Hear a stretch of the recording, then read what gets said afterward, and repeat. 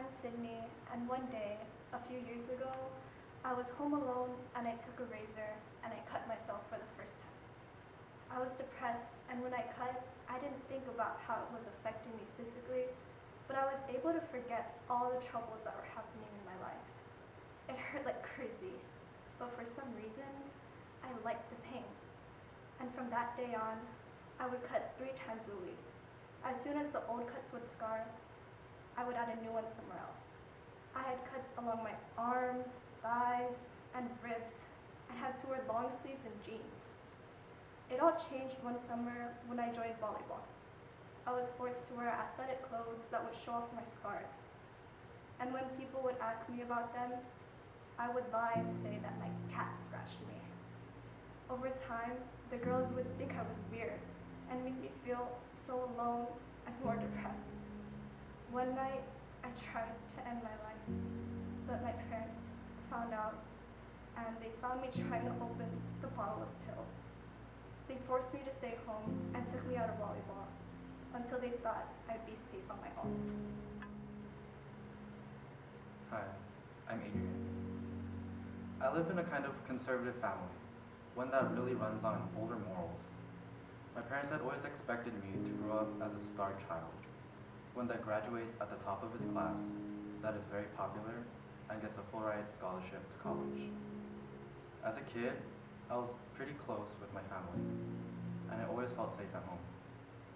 Well, before high school, I came out to my parents as gay. I felt as if my parents had now seen me as a stranger, rather than the son they had raised for many years. I didn't really feel like I had a place at home, and on top of that, I wasn't from Mililani, so coming here for high school, it was absolutely terrible. I didn't have anyone to talk to, and I didn't feel like I could be myself. Hi, I'm Giselle. When I was 13, I was diagnosed with depression and anxiety. Depression is when you don't care about anything. Anxiety is when you care too much about everything. Having both, well, that's a living hell. Most days I barely want to leave my bed because of it.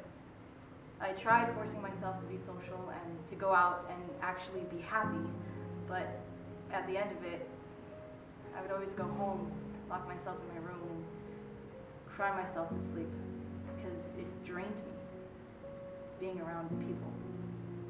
I was consumed with worry and anxiety, overwhelmed by the thought of anything and everything that could ever go wrong in my life. My parents just made things worse.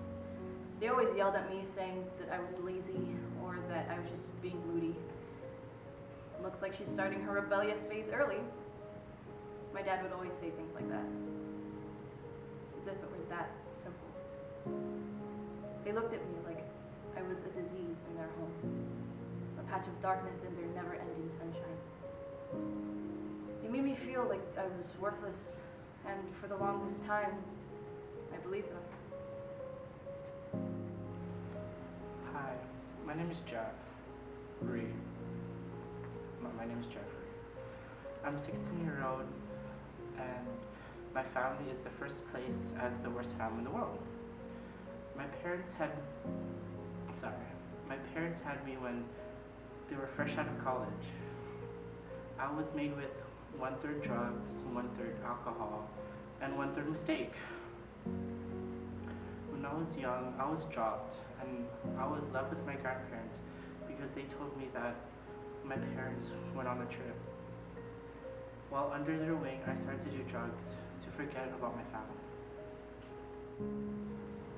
My name is Valerie, and when I was 13, my parents got divorced because my father would abuse me, and my mom hated the way he treated me. All I would hear when I went to sleep was them constantly fighting and yelling at each other, and my nights would end up restless.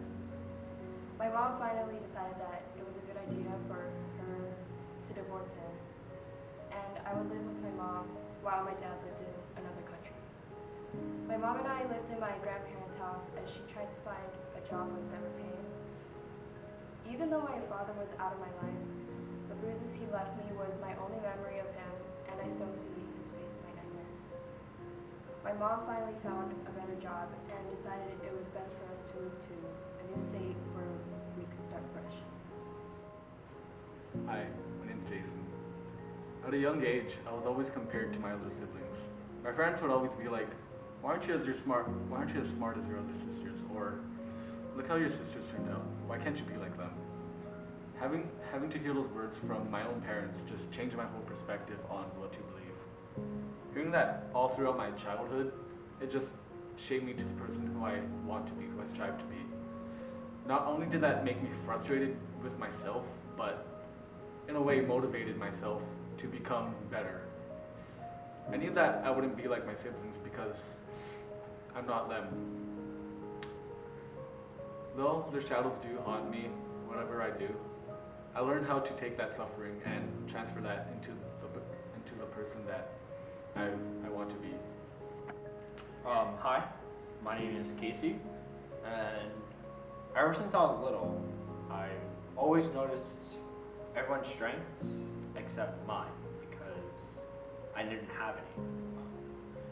All my friends seemed to be extremely talented, special, I would hang out with amazing singers, the smartest people in school, and the most graceful dancers anyone has ever seen. Intimidated by these people, I didn't try to do new things, and I was mediocre at everything I was forced to do. This didn't change even through middle school. I was only seen as that laid-back kid who always joked around but did nothing. My grades at the end of 8th grade year were solid C's and 2 B's. I really thought that there was nothing I could contribute to this world or to anybody at all. I felt worthless and replaceable.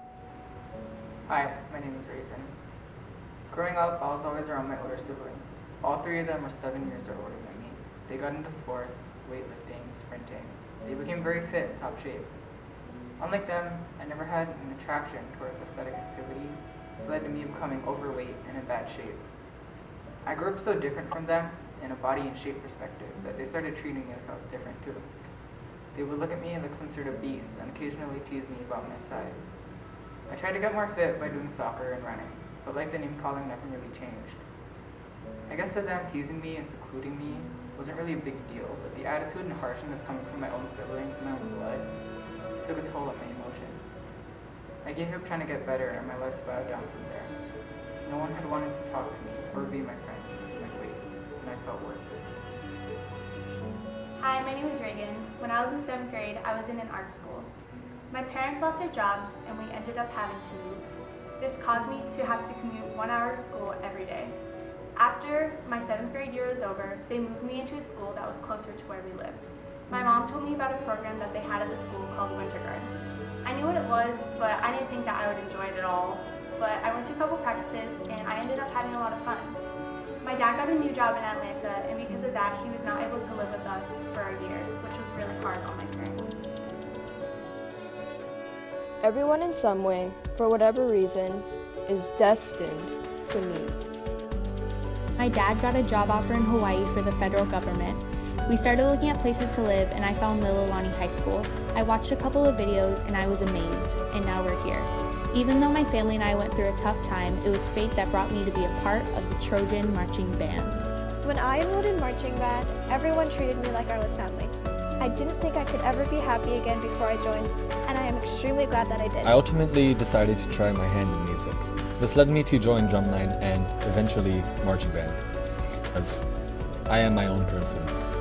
When I finally joined marching band halfway through the season, I was welcomed by the greatest group of people I've ever met, my section. But being a part of something bigger made me forget about my struggles, and actually helped me come to accept the fact that everyone has a family out there, even if it's not the one you were born with. I joined to prove them wrong.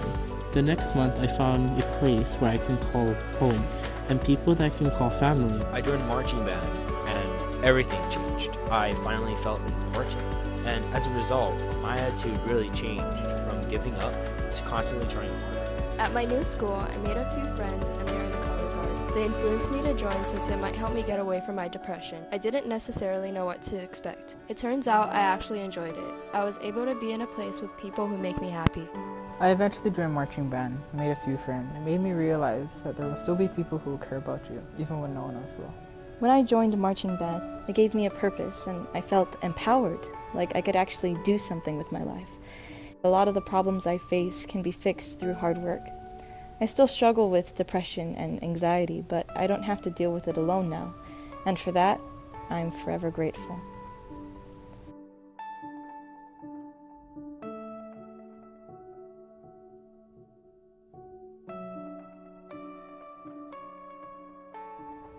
A red thread connects those who are destined to meet, regardless of the time, the place, or the circumstance. The thread may stretch or tangle, but it will never break.